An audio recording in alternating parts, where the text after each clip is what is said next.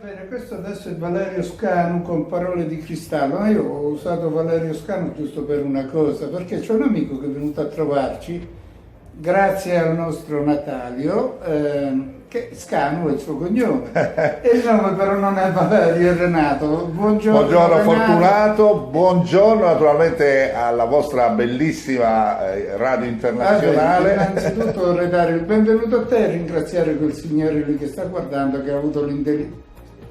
Posso dirlo? Ogni tanto l'intelligenza di portarci il nostro Natale, anche perché mi sembra che Renato, posso darti del tu? Assolutamente sì, altrimenti mi offendo. Viene dalla splendida Sardegna, no? Esatto, vengo dall'isola. L'hai detto, la splendida. È risaputo da tutti. È un paradiso. Vabbè, quando scherziamo posso dire che vi hanno messo il mare intorno. Che sì, vabbè, è un mare più bello del mondo, no, però. La Costa Smeralda e altri posti sono fortunato, è il mare più bello del mondo, quindi siamo fortunati. Vabbè, non lo metto in dubbio. Non lo dico io, ma lo dicono tanti turisti. Esatto. Benvenuti innanzitutto. Grazie, davvero, grazie mille di cuore per l'invito. Naturalmente Natalio è un grande personaggio, io dico sempre un grosso personaggio. Grosso per davvero. Naturalmente dopo, quando avrà il suo programma, sarà con lui, però adesso due parole. Ho sentito che sei molto ferrato per quanto riguarda lo sport. Sì. Comunque aspetta, prima di passare allo sport, una presentazione. Io ho detto Renato Scanu, se tu vuoi essere così gentile da dire di cosa ti interessi. Sì, allora io... quali sono i tuoi impegni? Allora, i miei impegni sono da moltissimi anni nel campo radiofonico, ma anche televisivo. Ho lavorato per emittenti radiofoniche in Sardegna e chiaramente ultimamente anche a carattere nazionale con aziende importanti. Adesso ho avuto questo invito da Natalio, sono venuto qui a trovarvi e mi ha fatto davvero molto piacere. Mi sono occupato per tantissimi anni di Serie A, del campionato di Serie A, seguendo la mia squadra del cuore che è il Cagliari, però avendo sempre un modo equilibrato di commentare le partite, perché è vero che si è tifosi della squadra, però quando si fa un servizio radiofonico bisogna essere sempre molto molto equilibrati. Da 4 anni, come dicevo Natalio, mi occupo adesso di un format, sto girando tutta l'Europa, dopo aver girato gli stadi d'Italia ovunque, lungo e largo. Adesso sto girando l'Europa e ho visitato davvero tantissimi stadi delle squadre più importanti al mondo, sto parlando di Real Madrid, Barcellona, Ajax, insomma tutte le squadre in Inghilterra, ovviamente Manchester City, Manchester United, Arsenal, con servizi speciali sulla mia emittente che va sul web, che è Media News TV Europe. E chiaramente poi questi servizi poi li giro anche alle agenzie nazionali, quindi davvero un lavoro che mi dà una soddisfazione immensa. Io Renato, invece di domandarti su qualche squadra, vabbè, sul Cagliari magari ne possiamo parlare, però qualche aneddoto sfizioso che ci puoi raccontare riguardando i grandi calciatori. Esatto, magari. Prima se sei d'accordo ho parlato del mito del calcio italiano, ma non lo dico perché sono santo. Rombo di tuono, anche voi ho visto che siete stati davvero, siete degli estimatori, abbiamo parlato prima lì nell'ufficio di questo grande giocatore che proprio tra l'altro ieri è stato... come si dice, tutto attaccato Gigi Riva, lo diciamo proprio, io lo dico, lo diciamo alla sarda, Gigi Riva, così non diciamo. Non è stimato solo dai tifosi del Cagliari, no, ma da tutto il panorama nazionale e internazionale. Credo che sia definito il più grande attaccante di tutti i tempi, ma io penso che Gigi Riva, oltre ad essere stato un grandissimo giocatore, è un grandissimo uomo, perché ne parlavamo prima, così come dicevo anche a Natalio ieri a cena.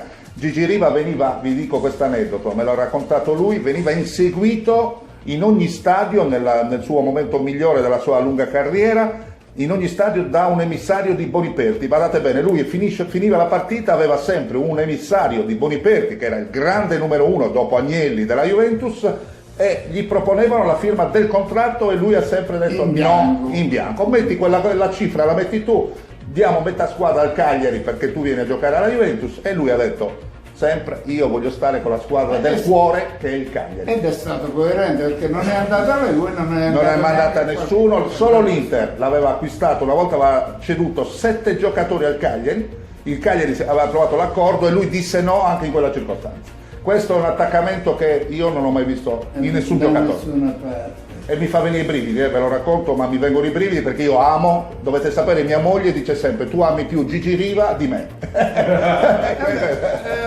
Renato, l'attualità, hai seguito questo mondiale femminile? Sì, allora... Che impressione ti ha A me mi hanno entusiasmato. Beh, certamente, ovviamente le nostre giocatrici, forse pochi si aspettavano di questo grande entusiasmo anche della nazionale italiana che si sta comportando al meglio, ovviamente, vediamo, adesso qua c'è un signore che fa gesti dalla vetrata. Sono convinto insomma che ho visto però delle immagini ieri in albergo che con l'Olanda mi pare non è andata benissimo. Vabbè, No? ma differenza professionismo Sì, hai ragione. L'Olanda mi è sembrata avere una squadra molto quadrata, però tanto di cappello alle nostre ragazze italiane. Sono campioni d'Europa. Sono campioni d'Europa, campioni d'Europa. Ho tra l'altro la mia amica sarda Sodini che ha giocato anche nella Juventus, nel Torino. Ogni qualvolta la incontro, anzi allora la incontravo spesso quando c'era Antonio Cabrini, mio amico Antonio Cabrini, sì, è stato l'allenatore della nazionale italiana sì. di femminile, e da poco abbiamo fatto anche una partita del cuore in Sardegna per trovare dei fondi. Abbiamo aiutato un ragazzo che aveva dei problemi fisici per acquistare un'auto che potesse dargli un po' più di conforto alla famiglia, e con Cabrini abbiamo fatto una bellissima partita del cuore e siamo riusciti a trovare la cifra per comprare quest'auto, e c'erano anche delle giocatrici della nazionale italiana che hanno partecipato a questo grande evento. Io credo che parlare del campionato italiano non c'è, perché adesso siamo in periodo di calciomercato, per cui c'è poco da dire. C'è poco da dire, ma vabbè, se vogliamo dire due cose, ecco. No, dica. Adesso c'è il nuovo allenatore della Juventus, Sarri, che sostituisce il nostro grande allenatore, che è Max Allegri, perché è nato nel Cagliari. Sì, Max sì, Allegri, sì. Anzi posso dire che Max non fu mandato via, e questa è una cosa veramente incredibile, da Massimo Cellino, che è il più grande mangia allenatori credo mondiale, perché Massimo Cellino, che è stato il presidente del Cagliari, ha cambiato gli allenatori come fossero dei calzini, eppure in quella circostanza, alla prima occasione che venne a allenare il Cagliari, Allegri non fu mandato via dopo 5 sconfitte iniziali. Cellino gli diede fiducia e poi il Cagliari fece davvero un grande campionato. Allora, visto che ha nominato Sarri e Allegri, io non sapevo che devo andare, adesso che l'ha nominato, perché non mi fai un paragone tra i due, cioè il bel calcio di Sarri Sì, e il calcio redditizio di Allegri? Bravo, queste due cose che tu hai detto sono veritiere. La Juventus in questo momento forse voleva avere un tecnico che gli regalasse, oltre le vittorie, però io dico non è mai facile vincere, per cui faccio gli auguri a mister Sarri, certo, perché possa ottenere gli stessi risultati di Max Allegri. Io non sono juventino, però sono amante del calcio, sono conoscitore del calcio. Credo che la Juve abbia voluto fare questo cambio per dare anche un gioco migliore alla formazione bianconera, perché molti tifosi erano scontenti di questo gioco. Però io penso che essere scontenti del gioco, ma ottenere i risultati che ha ottenuto mister Allegri è un po' difficile, dobbiamo attendere, bisogna attendere. Il Milan purtroppo ha avuto questa tegola di essere eliminato d'ufficio dalla Champions League.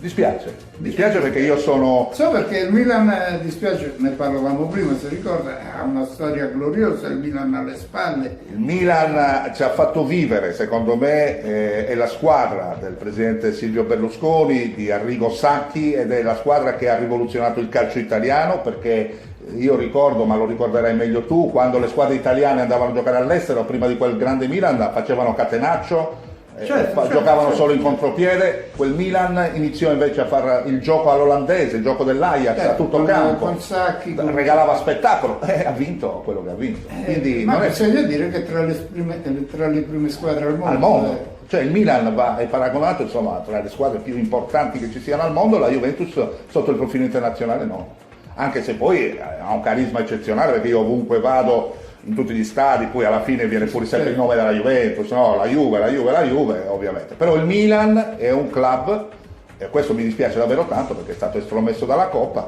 è un club che merita davvero tanto rispetto. Renato, adesso mi spiace perché si sente che sei un intenditore, però il la tempo, pubblicità è l'anima del commercio, incombe, ragazzi. Io devo anche salutare perché ho finito qui. Hai finito il programma? Devo fare Fortunato ad Allegria Siciliana e poi al nostro Natale.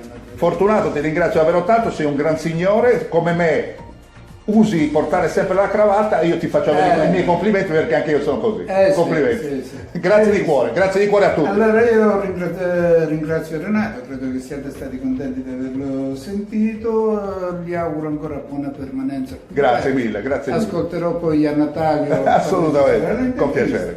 Io vi saluto e vi do appuntamento domani mattina alle 8 come al solito, dopo la pubblicità e il GR. Buona domenica a tutti. Buona domenica anche a te, buona domenica a voi e buon proseguimento d'ascolto con i programmi di Radio Internazionale. Ciao a tutti.